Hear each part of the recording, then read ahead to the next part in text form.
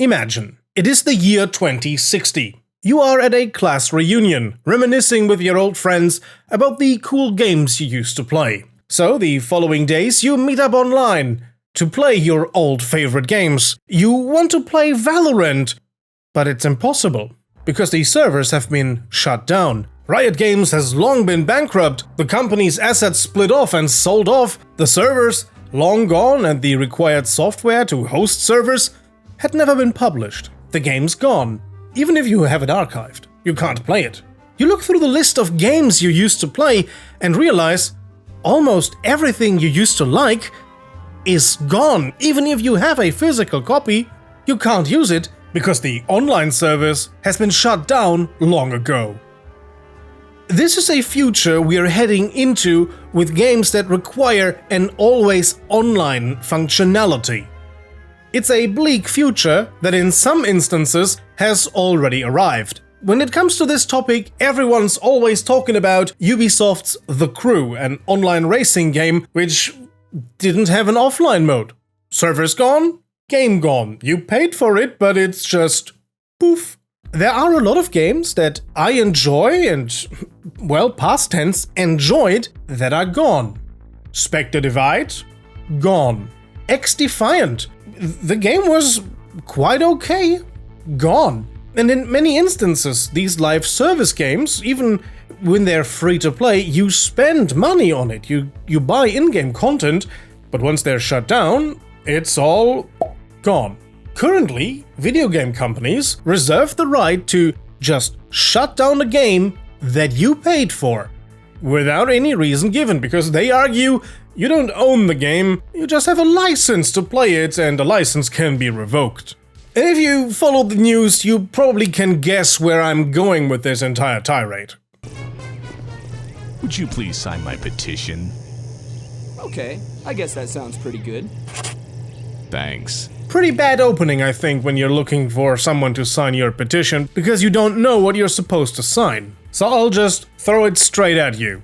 Games that rely on online services shutting down without any option to play the game in the future is really annoying, and there is a petition to the European Parliament to change this. I am talking about the Stopkillinggames petition. This EU Citizens Initiative is a really good way to get the topic in front of the European legislature. This initiative seeks to bring the European Union to implement laws that force companies to implement end-of-life measures for their upcoming video games. Despite what some people claim, this initiative does not seek to force game developers to support their games indefinitely, because that is simply unfeasible and impossible.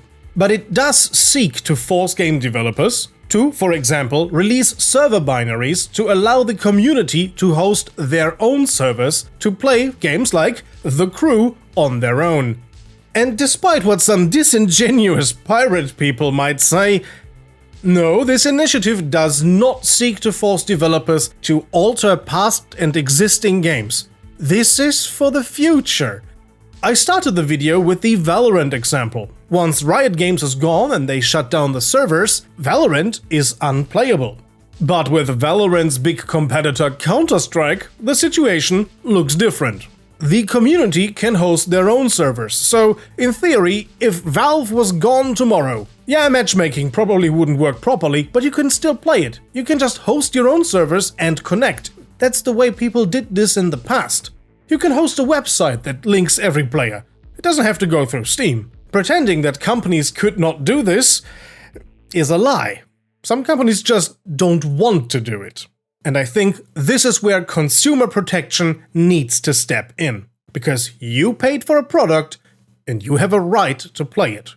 Consumer protection laws gave us, for example, the right to refund games on Steam. Game companies didn't give this to us because they're just so nice. No, this had to be tackled with legislature. And now, if you are a citizen of the European Union, please sign this petition now. When this petition reaches its goal, inquiries will be set up, fact-finding missions will be established by the European Parliament, and in due time, legislation will be crafted that will ensure proper consumer protection. Because we have reached a time at which it would be appropriate to have an expiration date in the game store. You buy a game for $70, and then someday in 2 years' time, the company decides to just pull the plug, and you can't play it anymore. If that's the case, there should be a big fat warning right in the game store, right on the box outside of the game. I think that would wake people up. At this point of the video, I had originally planned to talk about the biggest misinformation herald when it comes to the citizens' initiative for Stop Killing Games. However, this biggest misinformation disseminator, I was told, has the habit of striking down videos that could only come into the vicinity of criticism of himself, because that's harassment. So I will instead give you a foxy pirate and leave you with a song.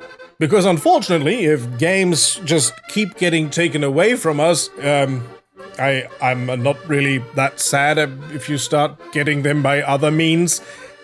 You know that saying, if buying isn't owning, then piracy isn't stealing? To make sure widespread piracy does not become necessary, please go ahead and sign the petition. It is our best shot at getting proper consumer protection legislation. And if it fails, well then remember, do what you want cause a pirate is free. You are a pirate. You're free. Being a pirate is all it can be. Do what you want cause a pirate is free. You are a pirate. You're free to the man.